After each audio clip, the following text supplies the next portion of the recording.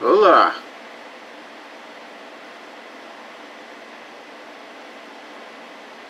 See if I can find the right. Not even.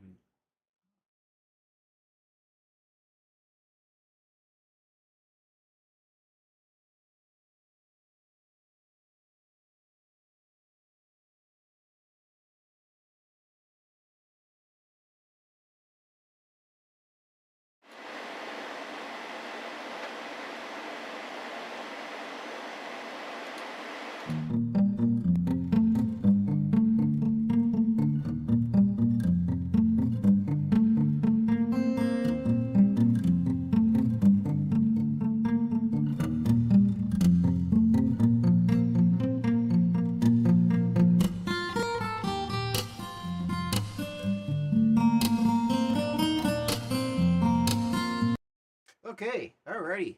Made it in here today. I've decided to start up a little bit earlier, being that it is Independence Day here in the United States of America, and people will be out getting drunk and trying to blow off their fingers with firecrackers and all kinds of wonderful things like that, as is our tradition. Today I'm going to be talking about this the RBT exam. That's the exam that the ABA therapists take, and so I am basically, I don't have a book, but I'm studying via internet, and I am looking at a bunch of these training videos, and a lot of these videos. There's a lot of series here on YouTube where they will they'll go through the entire test and give you hints and everything else. And people have just watched videos and gone and taken the test and done fine. And there's testimony of this right here in the comments from these videos themselves. So what I want to look at is the attitude that we're bringing in, and this is the most important thing to understand about ABA and why it's so dangerous. They say that it works. Yes, it works. We know that behavioral science works. We know that brainwashing works. The problem here is the approach.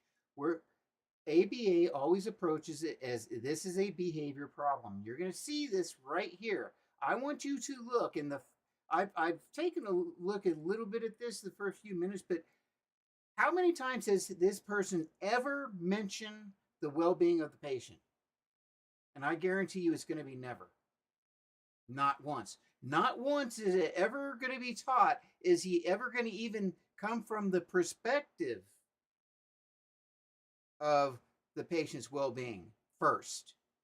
No, what he's concerned about is what they are told to do and what they are supposed to do. This is about them, not the patient, and you're going to see that right here. Hello and welcome to ABA Made Easy.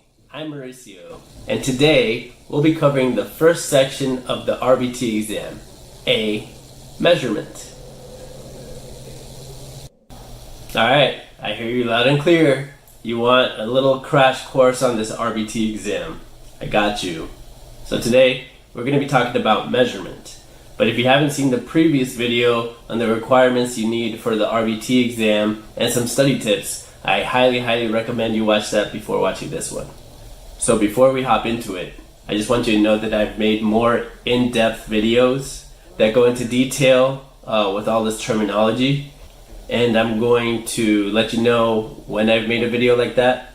So if you want extra practice or extra, have maybe one question on this or two. Basically, just be ready to work, okay? So how do you get ready to work? Before each session, you should have Okay, all so he's your... already jumping into, he has never mentioned the autistic person. He has never personified the autistic person. He's jumping right straight into, this is how we do these procedures. This is procedural. This is not about the patient. This is about procedures. materials prepped. What does that mean? You have your tablet, your phone charged, ready to take data on those. And I realize that this is a test for an examination for a medical thing, but should not the patient be at least mentioned at some point in time? If this is medical, I, I'm just saying. Those devices, if you're using it, if you're using data sheets, you have all your data sheets ready, and you have to know exactly what you're going to target during the session. So you have to look at the data from the session before and see which behaviors you're going to target. We've already gotten into behavior. See that right off the bat, we're 1 minute and 49 seconds into this, with the intro. With the intro. Okay, so in 40 seconds in from the intro, 40 seconds in, he's already talking about behaviors. He's already talking about how the autistic person is misbehaving rather than the autistic person has needs that are unfulfilled. You also want to make sure you know how to run every procedure you need to run to tackle these behaviors. Now, if you have something risky like elopement where the kid is running into traffic, that is going to take priority. And you have to know which objectives you have to prioritize. So that's important. Aside from having your devices fully charged. So this is not about addressing and understanding why this child is going out there or anything else. No, this is just about objectives and what you have to do to make sure that kid doesn't do that. Charged. Some other things you have to have ready to go are your flashcards. If you need flashcards, if you're going to do something like matching or tact training, having your reinforcers ready to go and on hand, and any other devices you need for taking data like counters or timers or anything like that. So basically, have all your materials ready, know exactly which behaviors you're going to target because you read the data from yesterday. Which behaviors and you're going to target.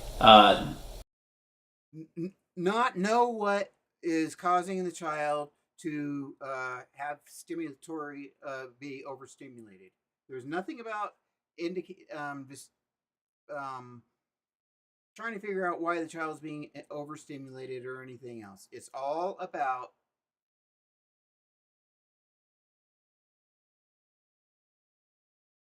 what does that mean? You have your tablet, your phone charged, ready to take data on those devices if you're using it. If you're using data sheets, you have all your data sheets ready, and you have to know exactly what you're going to target during the session. So you have to look at the data from. We're 40 seconds in. 40 seconds from the intro, and we're talking about targeting behaviors. We have not mentioned the autistic child as a person. The session before and see which behaviors you're going to target. You also want to make sure you know how to run every procedure you need to run to tackle these behaviors. Now, if you have something risky like elopement where the kid is running into traffic, that is going to take priority. And you have to know which objectives you have to prioritize. So that's important.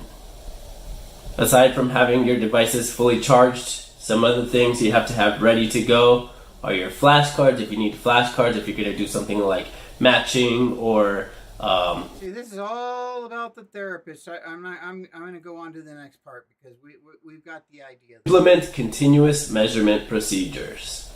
What is that? Okay, continuous measurement. Just think about this like, you're continually measuring, so you're going to get every single behavior, okay? And that'll make it easier to remember which ones are continuous versus discontinuous. And this one you're getting. The autistic child is acting up and misbehaving. So you got to make sure you get every one of those misbehaviors because we're going to get them. Every instance of the behavior. So these include frequency, rate, duration, latency, and interresponse time. And for the exam, it's not enough just to know the definition. You should also know what type of measurement is best for each behavior. If you want a more in-depth review of these terms, click here or here. There should be something popping up right now. I don't know. Pretty sure it's there. So frequency or count is basically you record every time the behavior occurs. So you can use a tally mark, you can use a counter. Basically, every time the behavior occurs, you count it. The behaviors that are best for this are behaviors that are short, have a very obvious beginning and end, like clapping, biting, punching, jumping. You get it. Rate is just like frequency, but even better. It's how much it's occurring per time. Why is this better? Because it becomes consistent based on how often it's occurring per time. So even if the sessions are longer or shorter, you have the same kind of scale. So if you have a session that's twice as long, you would expect twice as many problem behaviors, right? And that doesn't mean that it's increasing, it just means that the session was twice as long, so you're gonna have twice as many behaviors. So I think rate is a little better than frequency. Then you have duration. It's exactly what it sounds like. It's how long a behavior occurs, the time elapsed between the onset and the offset of the behavior. So this one, make sure you have a very clear beginning and end. Latency is how long it takes. See how technical we're getting here? We have not mentioned the kids at all yet. We're 5 minutes into this. We have not mentioned a child to respond to your instruction. Okay? Basically, that's when it's usually used. But if you want to be very technical about it, or more general, it's the time between the onset of the stimulus to the initiation of the response.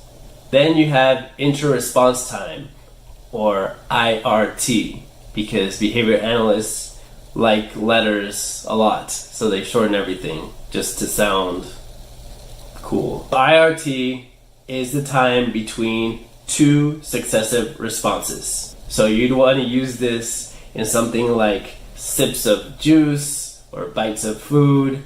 If they're taking 5 minutes between every bite of food, you would want to shorten it. But if they are drinking sips of water every half second, you might want to slow it down. So you could use it to prolong or make shorter. But basically, it's to change the time between successive responses. IRT.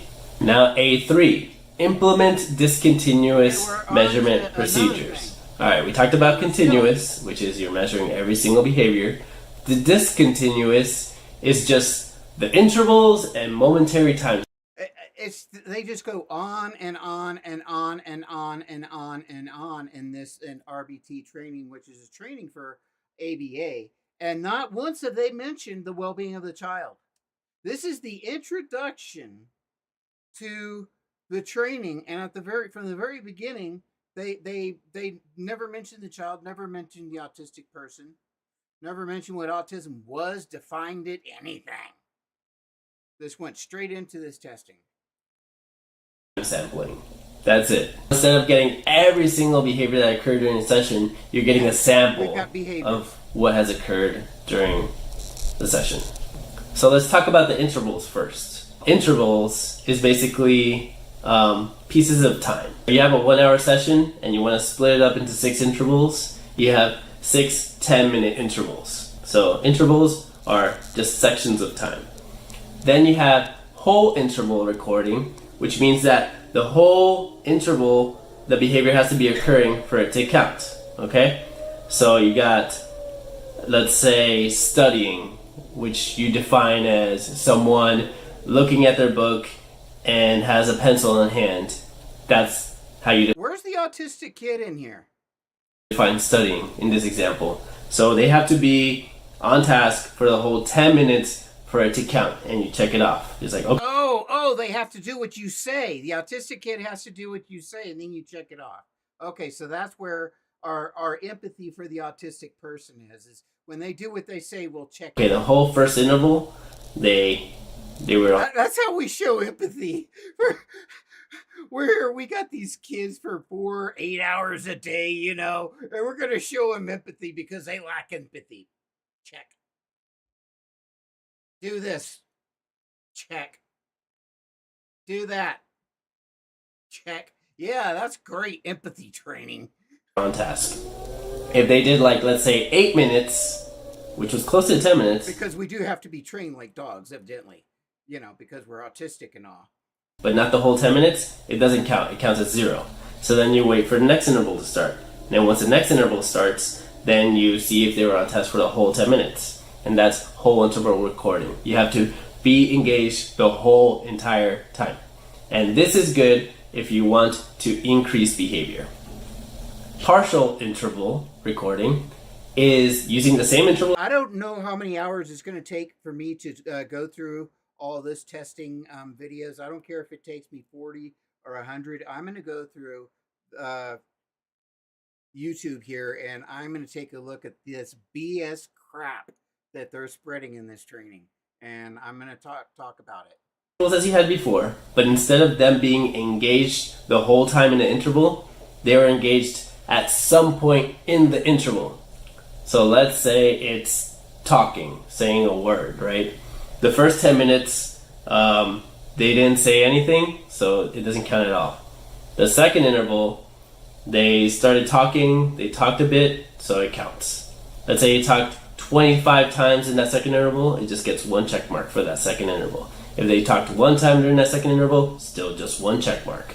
And partial interval is good if you want to decrease behavior. Momentary time sampling, which is... So now we're getting into how to apply mind control. This is what we're getting into. Literally, how to apply mind control. Is one I didn't actually go into in the last video, but it's pretty important, is when you choose a specific time, let's say... You know, the Inquisition used this. The Spanish Inquisition used these same techniques, which is crazy, and people don't realize this. But that's because behavioral science has been around for a long time. The Catholics know all about it. 3 o'clock, and you check to see if that behavior was occurring at that time. The Catholic Church, that is. If it is occurring at 3 o'clock, you check it off. If it's not occurring at 3 o'clock, no checks. So when is this useful? If you're a teacher and you have 30 students, this is awesome. So this is good for big groups when you're sampling big groups, because you can take a snapshot at 3 o'clock and see how many people are, let's say, focused on their task. So useful for big groups, and that's what they're going to ask you on the exam. A4, implement permanent product recording procedures. Okay, permanent product. What is it? It's a permanent product. Okay, so basically anything that you can see after the behavior occurred. This could be holes in the wall after punches. This can be a completed assignment, like homework or an exam after they completed it. Once again, this is all from the perspective of the therapist, and this is how it's being taught. That's the problem. This is how it's being taught. It's not, okay, so we have an autistic child here that has sensitivities. We want to determine what those sensitivities are, what is going on today in their life, what have you, that may affect those sensitivities today, and how is that going to affect, are they defensiveness, are they really interactive and engaging, or what? How are these things affecting the child, and what is the best thing that we can do for this child today to help them navigate life or whatever it is? But no, that's not what we're doing at all. We're just talking about the procedures and the paperwork of what we're going to do to make these kids do what we say.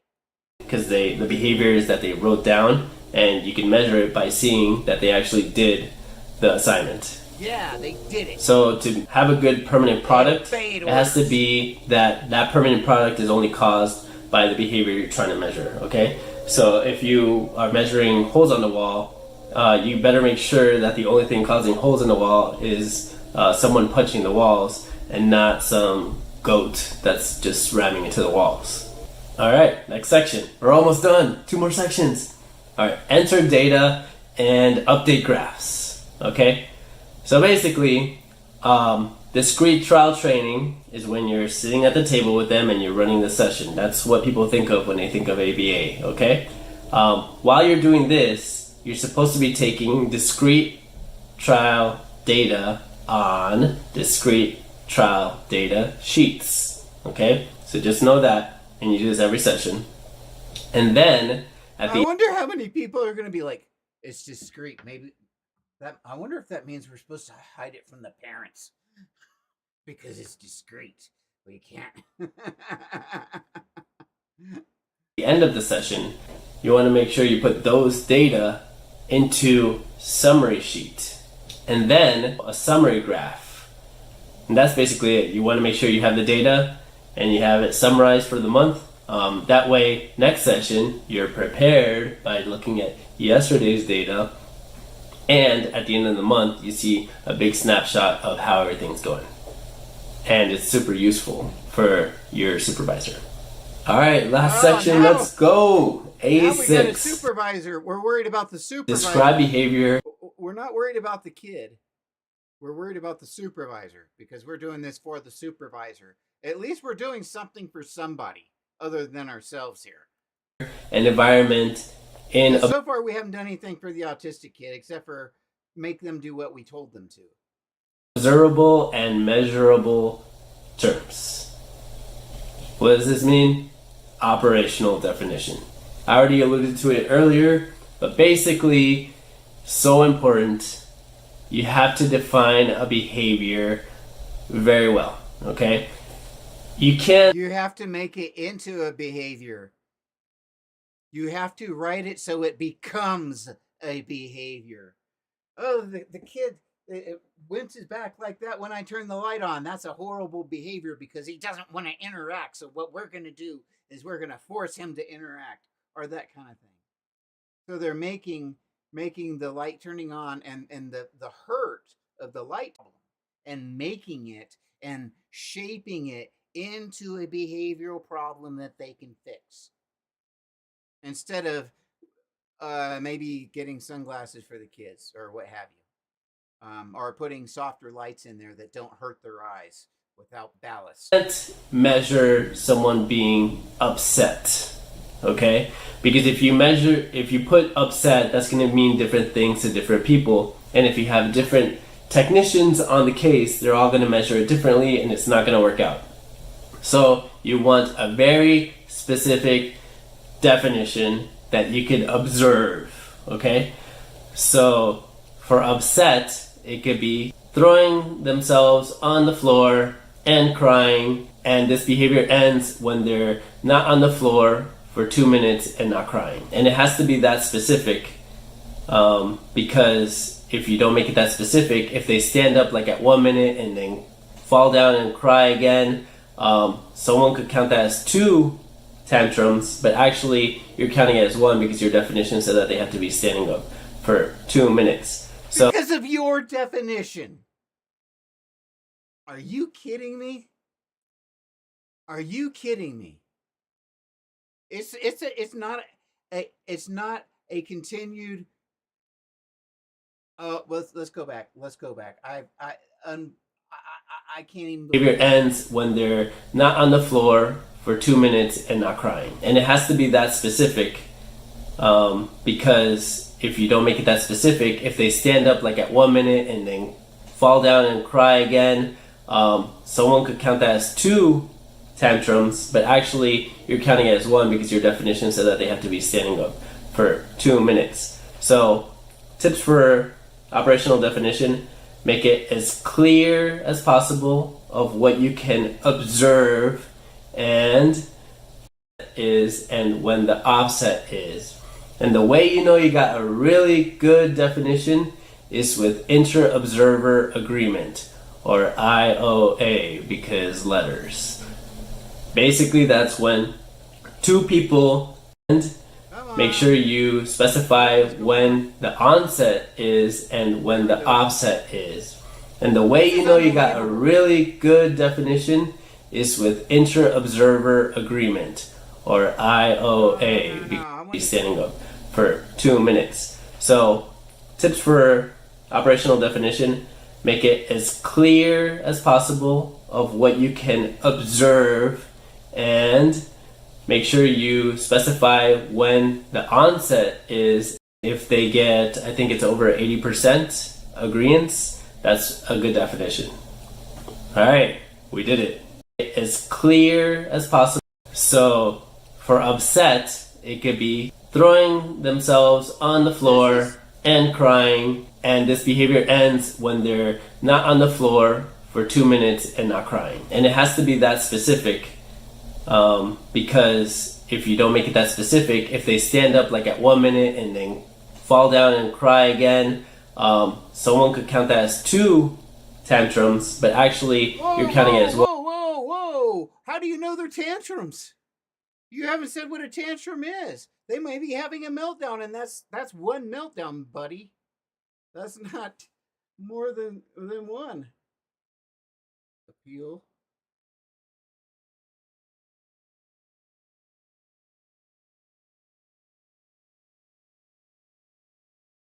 One, because your definition said that they have to be standing up for 2 minutes. So tips for operational definition: make it as clear as possible of what you can observe, and make sure you specify when the onset is and when the offset is. And the way you know you got a really good definition is with inter-observer agreement. Okay, so I got distracted there by TikTok.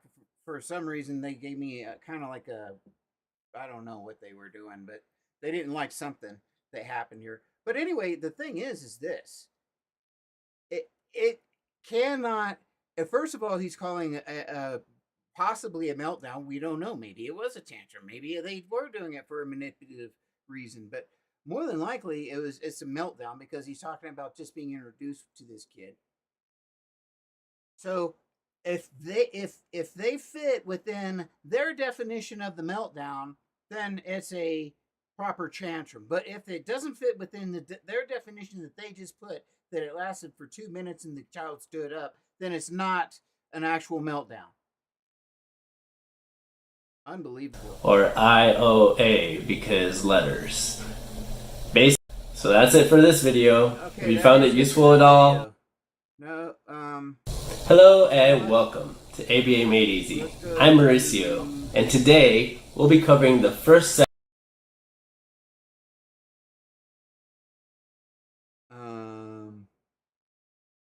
Okay, I'm gonna go to the next one.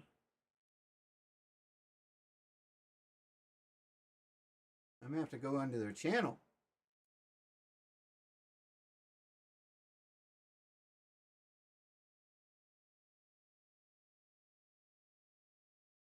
Go into their playlist. Hello and welcome to ABA Made Easy. I'm Mauricio, and today Hello and welcome to ABA Made Easy. I'm Mauricio, and today we'll be covering the second section of the RBT exam, B, assessment. So before we get started, I just wanted to take a second to appreciate you. You're doing awesome, you're studying for this exam, and you're filling a big need in the community. There's a huge shortage of therapists